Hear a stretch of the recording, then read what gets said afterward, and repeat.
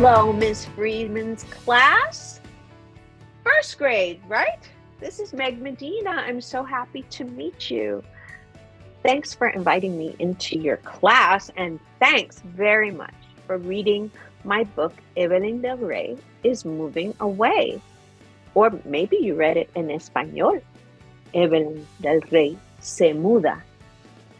So I got a lot of questions from you that had to do with the Spanish words in the book and with Evelyn. And so I'm going to answer a few of them for you this morning.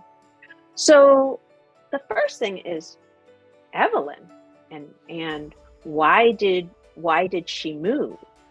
You know, I never say that in the story, do I? Because I guess there's just so many reasons that we move. Sometimes our parents are in the military, right? And they move to a new place. Maybe some of you have done that. Sometimes we move to a new home. Maybe we need a bigger home, or maybe we need a smaller home.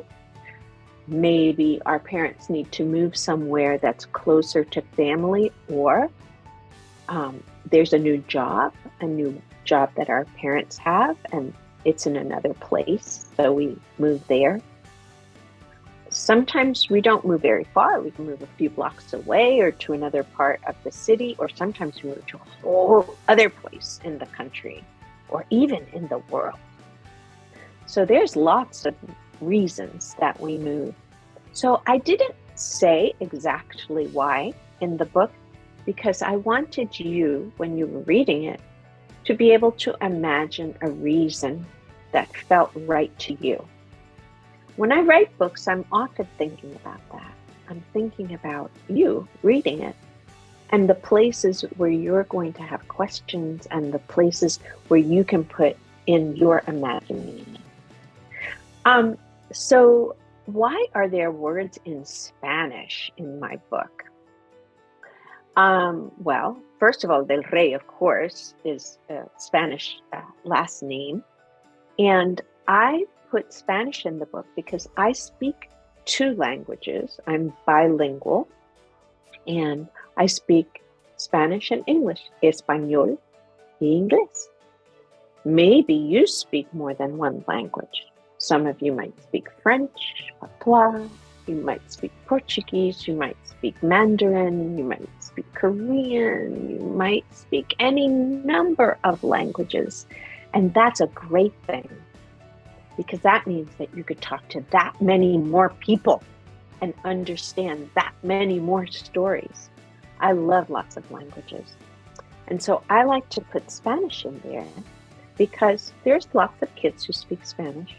And I think we use Spanish and English sometimes in a mix. We sometimes don't know a word in English and we put some Spanish in there. Or if we don't know the word in Spanish, we put it in English. We mix it, especially if we are born here, like I was born here. So my Spanish is good, but not excellent. So sometimes I still have to think about the word that I'm going to use. You asked me, are the girls still friends? So this is a pretend story, right? So I had to pretend what was going to happen in the end after they moved. And I don't know if you remember on the last page, when you turn the page and Daniela is in her room, she has letters around her and she looks older. Her body is bigger, her hair is a little different, her face looks a little different because we change as we get bigger, right? As we get older. And so I was leaving you clues. And I know some of you are excellent detectives. So in those clues, you know if she's bigger and her hair has changed and she looks older, you know that time has gone on. So that plus all those letters, I was leaving you a clue that they did stay friends, but they stayed friends with letters and maybe with phone calls.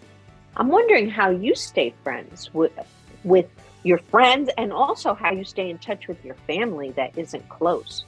Sometimes we use text. Do some of you use text, or your parents, you see them texting people they know? Sometimes we send funny pictures in, through our phones. Sometimes we send notes, like these beautiful letters and pictures that you sent me that I love so much. So there's all kinds of ways that we stay in touch. Another thing that you guys asked me about had to do with the pictures and the colors that were used. And someone asked me, does it happen in the fall, this book? And yes, it does happen in the fall. Sort of like now, we're almost at the end of the fall, right? I don't know where you live. I live in Virginia. So in Virginia, in October and November, the leaves start to fall. They turn this beautiful red, and then they all fall down, and then I have to rake them up for hours and hours and hours, right? But what I love about the fall is that it's sort of a happy and a sad time, because all the flowers I know are going to die down, and the trees are going to go dormant. They're going to go to sleep, and the earth is going to go into a quiet time, right? Because then winter will come and the ground will be chilly, and things will feel like they're at a standstill. And so when I was writing this book, it's the fall, because the colors of the fall are so beautiful, right? But it's also a time when things are about to change for these two friends. Their friendship is going to go a little dormant for a little while until they can figure out how to make it spring up again, right? With letters. Now, the interesting thing is that I do not draw the pictures. The pictures are drawn by someone called an illustrator. And that's a person who's really good at art, who's really good at drawing pictures, and who likes to tell stories through pictures. Maybe some of you are like that. Well, Sonia Sanchez is the person who drew the pictures. And so when she got my words about the girls on their last play date, you might notice, if you just look at the words, that I never really say it's the fall.